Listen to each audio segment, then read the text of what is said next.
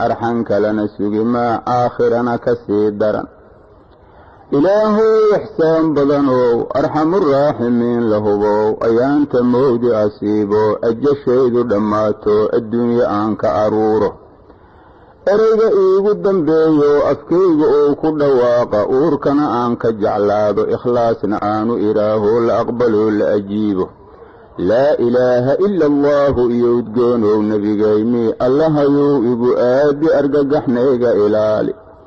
إله يوئبو آدي أرققحنيغا إلالي هدي إلك الليدقو أفر حرر يجقفينا ليغو سوء البابو عيد الليغو آسو أهل إيا قرابيو أمدو إيغا جيستان على بدن قاتان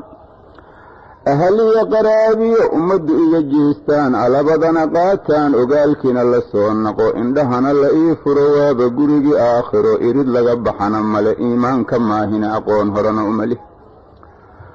اللهم هان اسكالو إيا إتال حمديدا إيا إحتاج نمديدا أدقوي أرقتاه اسمكاغ الرحيم إله يوئيقو إحسان فالآهدنيغا إلالي إله يوئيقو إحسان فالآهدنيغا إلالي إله إحسان بدنو أرحم الراحمين لهو لما دي أرحم لاو أولدر الحمد لله رب العالمين والصلاة والسلام على أشرف الأنبياء والمرسلين سيدنا محمد وعلى آله وصحبه وسلم وبعد السلام عليكم ورحمة الله وبركاته ومحاضرتين إلا بعد ولا ليال محاضرين كان يحرير كهاي كهد لي أحكام المرضى والموتى أحكام الله حريدا ضدك حنون سنة يكوى جيريودي waxaynu muxaadaradeennii hore kaga soo hadallay qofka xanuunsanaya ilaa geerida ka hor waxyaalihii la xidhiidhayay ayaynu kaga soo hadallay wixii looga baahnaa isaga iyo wixii dadka kale ee ehel iyo asxaabba ag jooga wixii looga baahnaa محاضرتنا عاوة أما قيبتنا عاوة وحوي أحكام الجنائز وجناسة أحكام تالي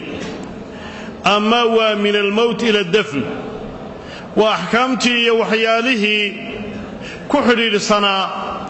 لقبل وقف مركو قيريوده إلا إيوه انت لقى آسيوه قيبتنا هوري قف قوضونا waxaynu ka soo hadalnay laba qaybood bay u qaybsanayeen wax isaga laga doonayay iyo wax ehel iyo asxaab wixii la joogaba laga doonayay laakiin qaybteenan caaw isagii waa u dhintay waa wixii dadka yani ehel iyo asxaab laga doonayay ee xaadirka waa geerida ugu horeyn walaalayaal waxa saaran ama waxa laga doonayo dadka goobjooga u ah qofku marka uu geeriyoodo ayaynu ka hadlaynaa ugu horeyn marka qofku geeriyoodo waxa waajib ku noqonaya ama laga maarmaan ku noqonaya dadka xaadiriinta ee goobjooga u ah inay indhaha isugu celiyaan isla markaana ay u duceeyaan وأي وناك قدعيان تا وحينا تسيني حديثك صحيحة النبي صلى الله عليه وسلم كسقنا ذي نبينا صلى الله عليه وسلم وحو صاقري saxaabiga Abu Salama loo oran jiray oo geeriyooday oo aragiisu uu tawafay dabeedna nabigu sallallahu alayhi wasallam xiribihii iyo indhihii ayuu isugu soo celiyay waxa uu yiri sallallahu alayhi wasallam ruuxda iyo nafda marka la qabto ee qofka laga saaro tabi'ahu al-basar araga ayaa raaca buu yiri oo way idinka arkay oo qofka aragiisu ma libiqsadeen meel umbu ku maqan yahay saadareedeed marka ruuxda laga qaado aragina sidaasuu ku sii raacayo ku sii taagnaada ama ku sii tawafaa markuu nebigu sala allahu calayhi wasalam qowlkaa iyo ficilkaa isku daray uu indhihii isugu celiyey sidaana ku yidhi marka ay ruuxdu baxdo asa araggaa raaca ayay ogaadeen dadkii ehelkiisa ahaa inuu geeriyooday dabeetana way qayliyeenoo dad ehelkiisa ka mida baa qayliyo codkii kor u qaaday nebigu sala allahu calayhi wasalam wuxuu markaa ku yidhi laa tadcuu calaa anfusikum ilaa bikhayr waar nafihiinna ha ugu yeedhina oo ha ugu ducaynina waxaan khayr iyo wanaag aan ahayn maxaa yeelay malaa'igta xaadirkaahi waxay aamiin odhanayaan waxa aa odhanaysaan ee aad leedihiin ee aad baryaysaana idinka soo baxaysay malaa'igtuna aamiin odhanaysaaye nafihiinnana habaarinay isagana khayr iyo wanaag ugu duceeya baa nebigu sala allahu calayh wasalam yidhi waxa kale oo nebigu yidhi allaahumma qfir liabi salama ilaahuw abi salaame u dembi dhaaf ilaahuw derajadiisana kor yeeloo mahdiyiinta gaadhsii ilaahayow cidhibtiisa iyo ehelkiisana adigu khaliif uga noqo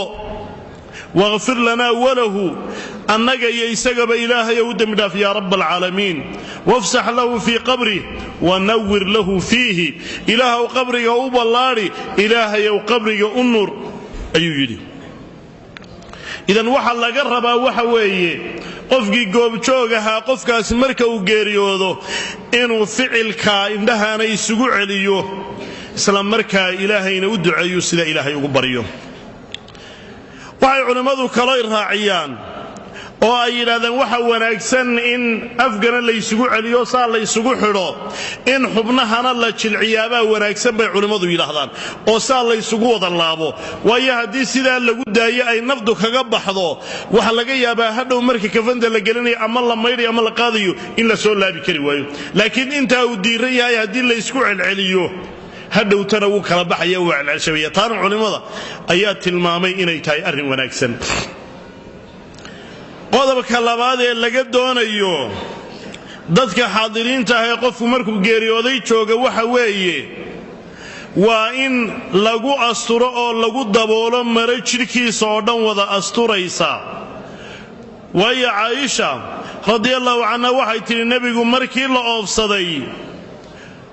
jidhkiisa oo dhan macawis burdo ayaa lagu daboolay oo lagu qariyey bay tidhi sala allahu calayhi wasalam waxa uun laga soo reebaa qofka muxrimkaa ee xaj ama cumro xidhan isaga ma bannaana in madaxa la qariya madaxa isaga waa loo bannaynaya inta kale ayaa loo qarinaya shayga kale ee laga doonayo dadka xaadiriinta waxa weeye inay dedejiyaan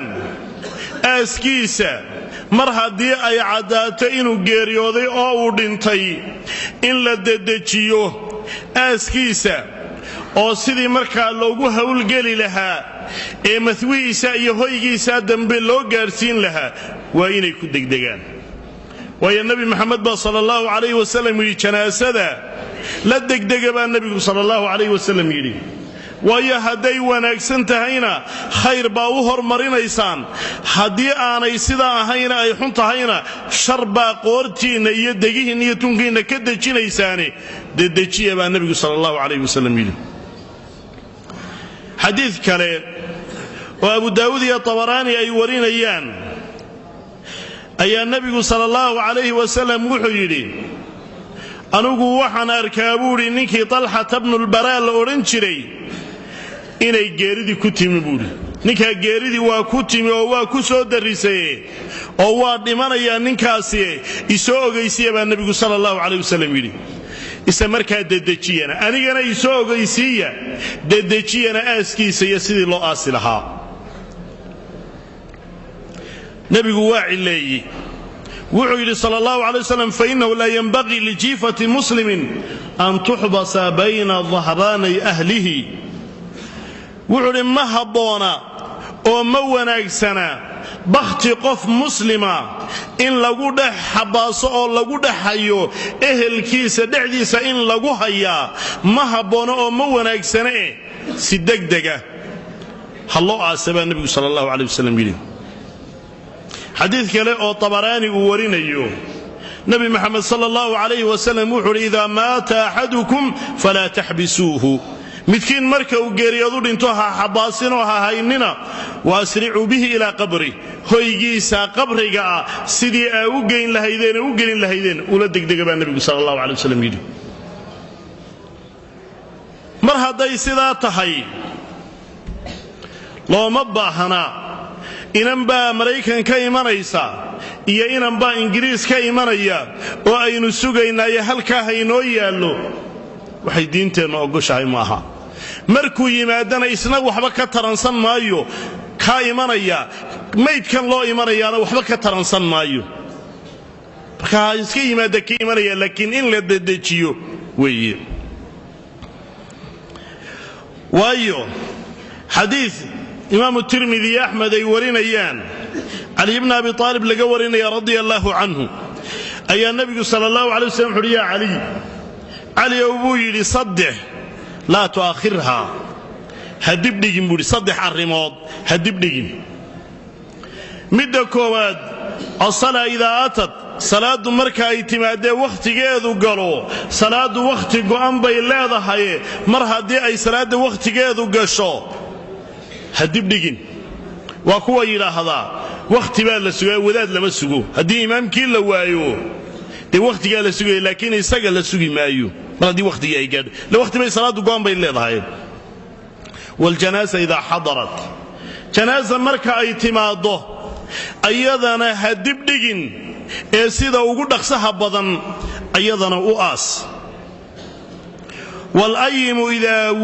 وجدت كفا iyo gabadh aan nin lahayni hadii ay cid kufgeeda ah heshana ayana ha warwareejinino hadii